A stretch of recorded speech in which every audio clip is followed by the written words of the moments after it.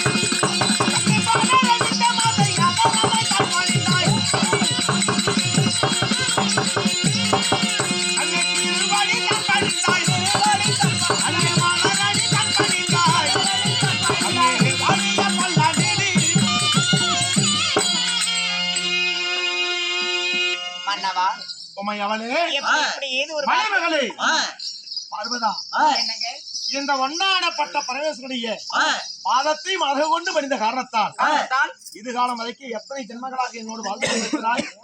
27 ஜென்மங்களாக வாழ்ந்து கொண்டிருக்கிறாய். இன்னும் 27 ஜென்மங்கள் எனக்கே மனைவியாக நீ வாழ வேண்டும் என்று இந்த பரமனுடைய ஆசீர்வாதம். அப்படியே ஆகட்டுங்க.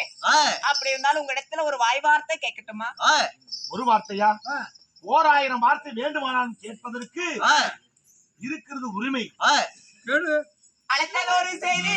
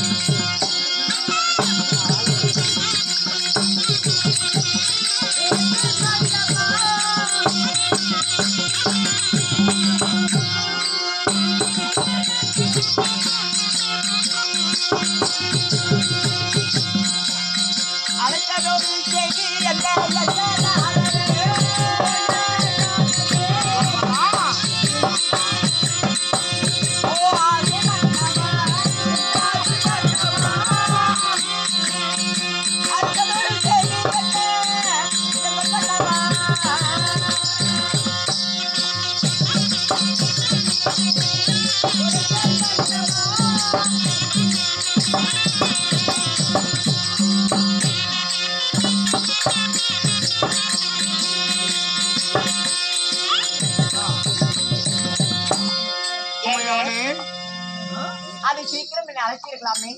என்ன காரணம், ஏது காரணம், எதற்காக என்ன அழைத்தீர்கள்? ஆனால் என்னும் பரமக்கடவுள் வரவழியே நமக்கு படி இழக்கவில்லையே என்பதற்காக என்னை கோரி என்னுடைய பக்த கோடிகள் தவமாய் தவம் செய்து கொண்டிருக்கிறார். அப்படியா? ஆமா, நாம் பெற்ற பிள்ளைகள் வேலவனும் விநாயகனும். அப்படி இருந்தாலும் இந்த பூலோகத்தில் வாழக்கூடிய மக்கள் எல்லாம் நாம் பெறாத பிள்ளைகள் அல்லவா சுவாமி? அதுவும் தவிர இன்னைக்கு ஒரு முக்கியமான நாள். என்ன நாள் ஞாபகம் இல்லையா? பங்குனி உத்திரம். என்ன நாள் என்று உனக்கும் தான் தெரியவில்லை? நம்மளுடைய 2வது மகனுடைய இல்லை அம்மா, நமக்கென்று ஒரு விசேடமான ஒரு நாள். இந்த பரமனுக்கு பார்வதிக்கு கல்யாண நாளே இன்றுதான்.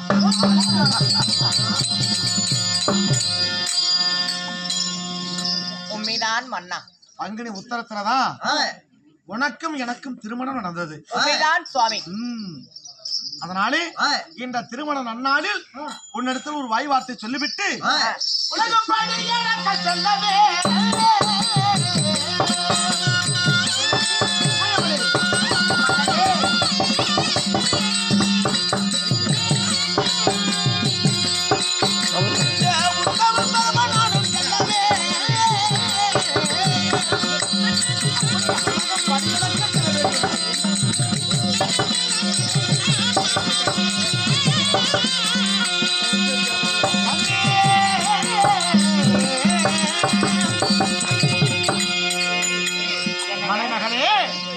மன்னரே உலகம் படையலக்க இந்த உத்தமன் நான் பயணமாகிவிட்டேன். அப்படியா? ஆமா, எறும்பு முதல் யானை வரை இருக்கக்கூடிய 84 லட்சம் ஜீவபேதங்களுக்கும் இந்த பரமக்கடவுள் நான் படியளப்பதற்காக புறப்பட்டு விட்டேன். அதனாலே உன்னிடத்தில் ஒரு வாய்வார்த்தை சொல்லிவிட்டு போகலாம் என்பதற்காகத்தான் அழைத்தேன். போய் வரட்டுமா? ஆகட்டும் சாமி, பார்த்து போய் வாருங்கள். போய் வருகிறேன்.